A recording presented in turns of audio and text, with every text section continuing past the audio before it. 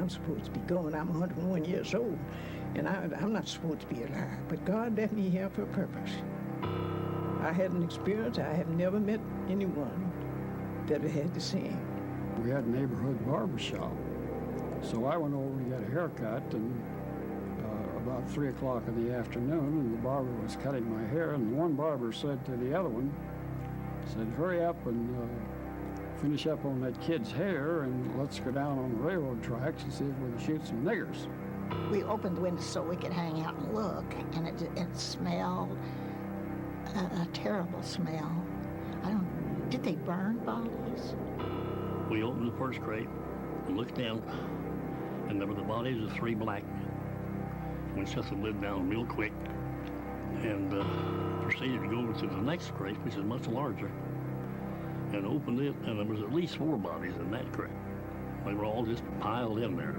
That night, just about dusk, up on Reservoir Hill, which was just south of the house, there's a great big cross burning. And all these people up there they was a Klan, is what they were, because we could see them from our house. And they was burning this cross, and we could hear people crying and screaming.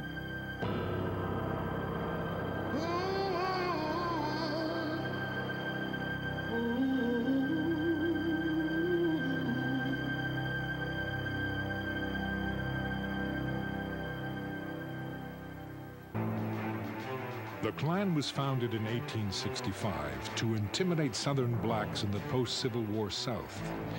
The reign of terror lasted 15 years, but as the movement died out, a legend, if not a lie, remained. Aging Civil War veterans told heroic stories of how the Klan had saved the South from domination by Negroes and Northern carpetbaggers. By 1915, there was no Klan in America. 3 months later, an extraordinary event took place that would resurrect the Klan and its legend. The event was the release of a pioneering motion picture, D.W. Griffith's Birth of a Nation. It was based on a best-selling book called The Klansman. In many cases, Klan recruitment ads ran next to movie ads. Birth of a Nation played to 50 million people, approximately half of the population of the United States.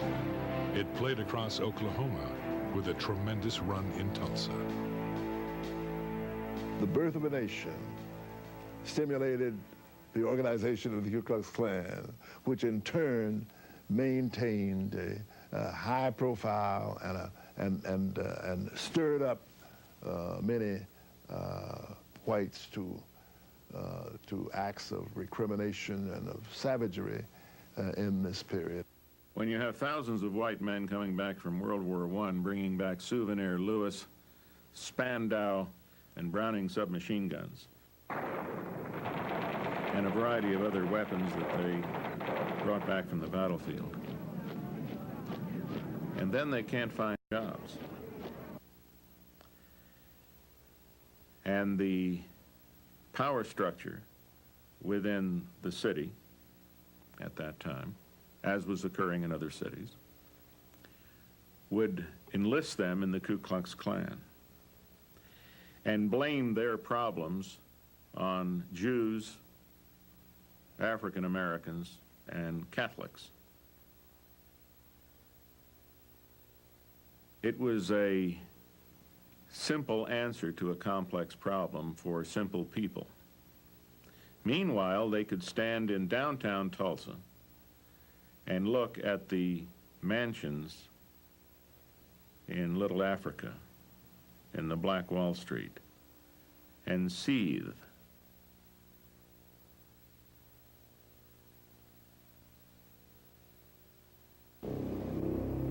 It was a typical Monday morning for a 19-year-old black man named Dick Rowland. He worked as a bootblack in the downtown area. Because there was no restroom facilities, Rowland had permission to use the restroom on the top floor of the Drexel building. In order to reach the top floor, he had to use the elevator. Dick Rowland didn't look down when he went to get on the elevator, and therefore because of the unevenness of the two floors, he stumbled and started falling, and he reached out to break his fall and touched his operator, and she hollered rape.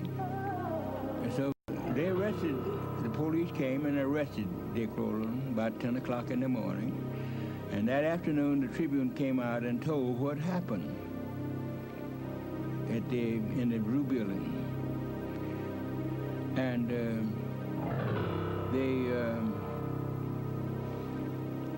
after they told what was going to happen, then they said, it looks like there will be a lynching in Tulsa tonight.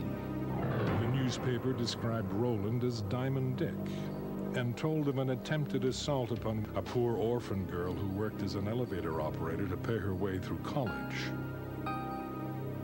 The article said that she had scratches on her hands and face. In fact, she was not an orphan. She had deserted her husband in Kansas City and had been served with divorce papers in Tulsa 2 months before. And she was neither scratched nor had torn clothes. The real incident isn't the incident in the elevator. The real incident is what happens over at the offices of the Tulsa Tribune, which was the city's daily afternoon newspaper. And we know there were a couple articles in it that talked about what happened at the Drexel. One was a front page article that said something like "Nab Negro for attacking girl in elevator." But there was a second article, might have been an editorial, that we think was called "To Lynch Negro Tonight." We don't know really what it said, but we do know from white sources, from black sources, from government officials and others, that there was an article there suggesting that a lynch mob should gather downtown and to lynch Dick Rowland. Talk of a lynching was prevalent throughout the city, and by evening, white crowds began to form around the courthouse. A burning cross was visible on Standpipe Hill, which overlooked North Tulsa and Greenwood. The sheriff took the elevator to the jail, located on the top floor of the courthouse, and set up a barricade. In Greenwood, it was believed that a lynching was imminent, and mob rule without legal consequences was not without precedent in Tulsa.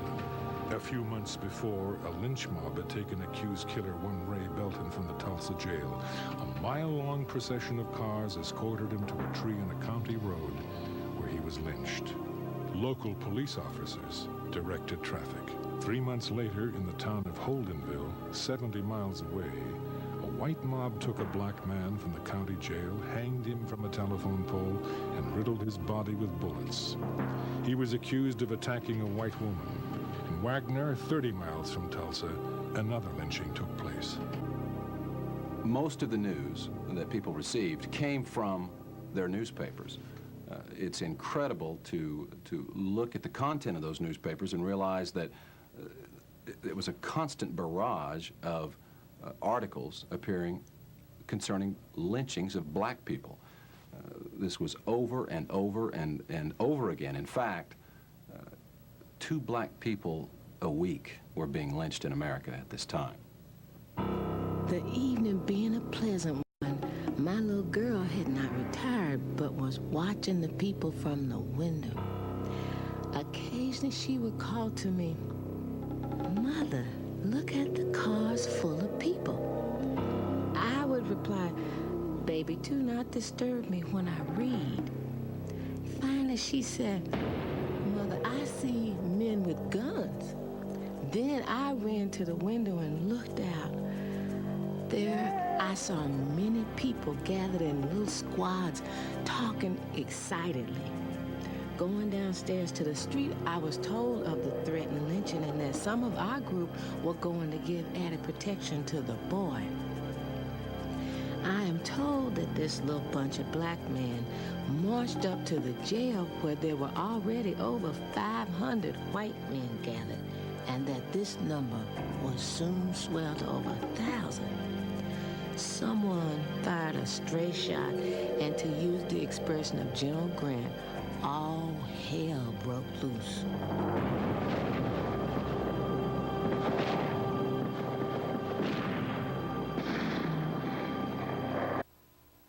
The atmosphere was festive as the police department commissioned 500 special deputies. These could best be described as Klan deputies. The only prerequisite was that they must be white. Most were not even asked their names or addresses. One black man was erroneously sworn in. It occurred to me I could get sworn in as one of the special deputies. It was easy. My skin was apparently white, and that was enough. After some 50 or 60 of us had been sworn in, a villainous-looking man remarked casually, even with a note of happiness in his voice, "Now you can go out and shoot any nigger you see, and the law will be behind you." The Ku Klux Klan mob, having largely been made up of veterans, began to militarily organize themselves. And they divided down into squads and ran a skirmish line along Archer. After watching the men unload on First Street, where we could see them from our windows, we heard such a buzz and noise that on running to the door to get a better view of what was going on, the sights our eyes beheld made our poor hearts stand still for a moment. There was a great shadow in the sky, and upon a second look, we discerned that this cloud was caused by fast approaching airplanes. It then dawned upon us that the enemy had organized in the night and was invading our district, the same as the Germans invaded France and Belgium. Looking south out of the window of what then was the Woods building, we saw carloads of men with rifles unloading up near First Street. Then the truth dawned upon us that our men were fighting in vain to hold their dear Greenwood, Mary Parish.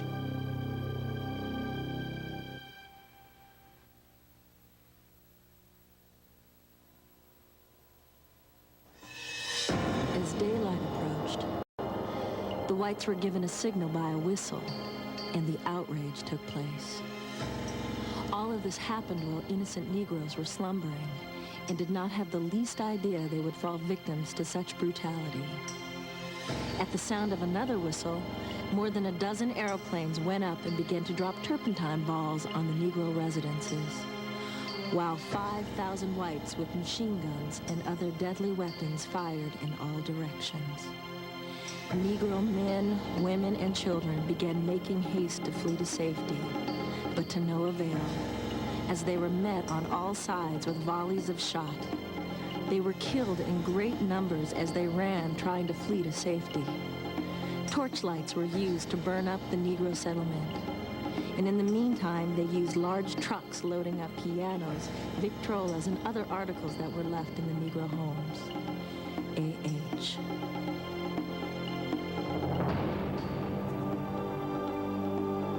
They backed trucks up to the vacated Negro homes and loaded everything movable and of value.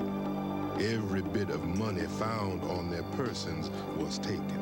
Masonic rings were removed from the fingers, watches and chains from their persons. In fact, everything of a material nature preparatory to the cruel initiation, which had not yet ended, was taken from them. And so, penniless, in a destitute condition, they were corralled first one place and another. G.A. Gregg.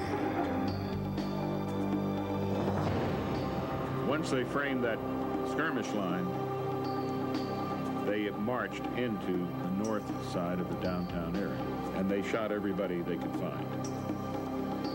They burned every home, but not before looting it first. They burned every business.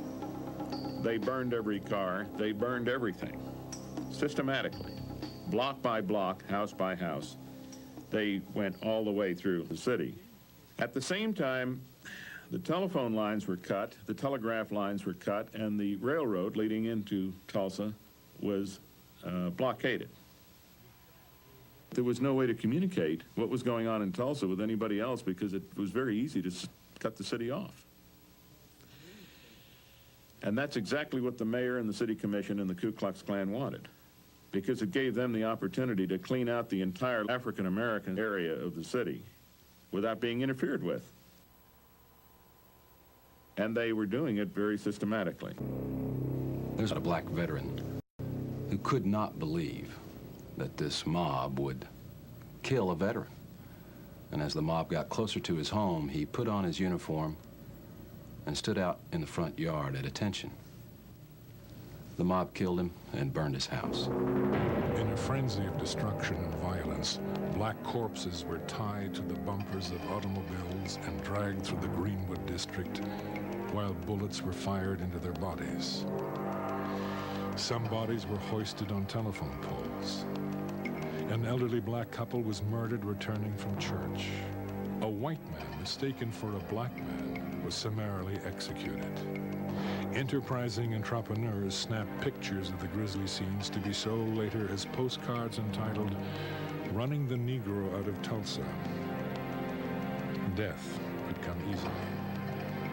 Even a defiant glance at a camera could result in instant execution. America's most renowned black surgeon and past president of the State Medical Association, Dr. A.C. Jackson, was shot by a white teenager as he held his hands above his head. He was not killed instantly. His body was thrown into a truck and he was dumped at the convention center, where after hours of suffering without medical attention, he bled to death. The burning of that flesh, you could smell. It was horrible. And then those crosses burning up on the Reservoir Hill, which at that time, there's no homes up there. About 7 o'clock, the whites or home guards came for the men. Then they took the women and children, promising them safety. After they had the homes vacated, one bunch of whites would come in and loot. Even women with shopping bags would come in, open drawers, take every kind of finery from clothing to silverware and jewelry. Men were carrying out the furniture, cursing as they did so, saying, "These damn Negroes have better things than a lot of us white people." I stayed until my home was caught on fire. Then I ran to the hillside where there were throngs of white people, women, men and children, even babies, watching and taking snapshots of the proceedings of the mob. Some remarked that the city ought to be sued for selling them damn niggers' property so close to the city. One woman noticed the First Baptist Church, which is a beautiful structure located near a white residential district. And she said, "Yonder is a nigger church. Why ain't they burning it?" The reply was, "It's in a white district." I saw the bombs dropping and the church explode. The 6 airplanes that I saw flying over Standpipe Hill and dropping the bombs on Mount Zion Baptist Church. And burned that church, and it just completed 40 days, and it was burned. The white church on 4th Street was a frame church. Our church was better than the white people's church. This church was only 40 days old. It was truly a symbol of black prosperity, and it was burnt to the ground, allegedly because ammunition was being stored in the basement or some such nonsense. People were seen to flee from their burning homes, some with babes in their arms and leading crying, excited children by the hand, others old and feeble, all fleeing to safety. Yet Newspapers described the event as a military adventure. The black people defending their homes were described as the enemy.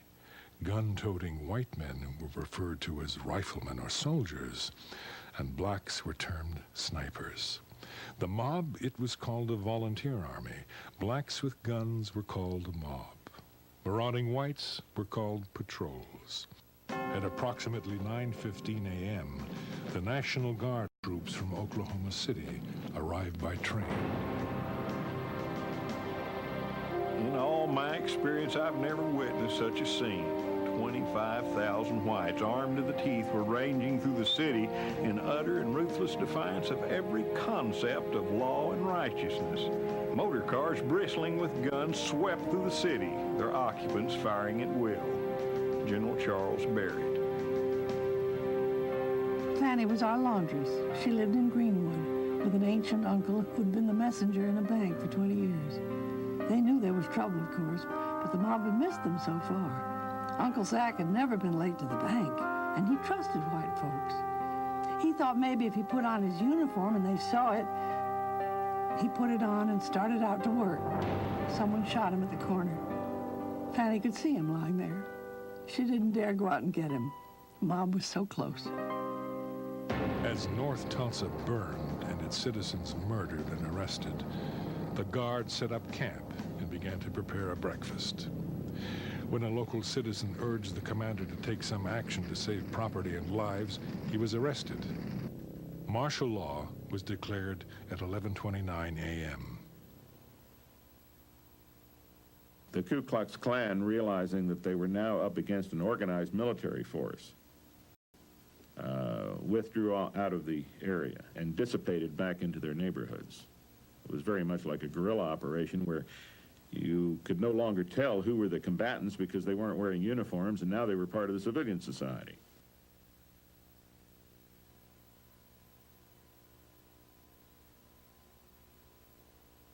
Detention areas were set up at a local park, the convention center, and the baseball park. Every African American had to fill out and carry an identification card, which had to be signed by a white employer and approved by a local official. If approved, the prisoner was given a ribbon that he or she had to wear. The ribbon read, "Police Protection." Failure to wear the ribbon resulted in immediate arrest and confinement. A black person could only be released from detention if he or she was vouched for by a white person. We reached the Black District, which was so beautiful and prosperous looking when we left. There we found to be piles of bricks, ashes, and twisted iron representing years of toil and savings. We were horror-stricken, but could not shed a tear. At that hour, we mistrusted every person having a white face or blue eyes.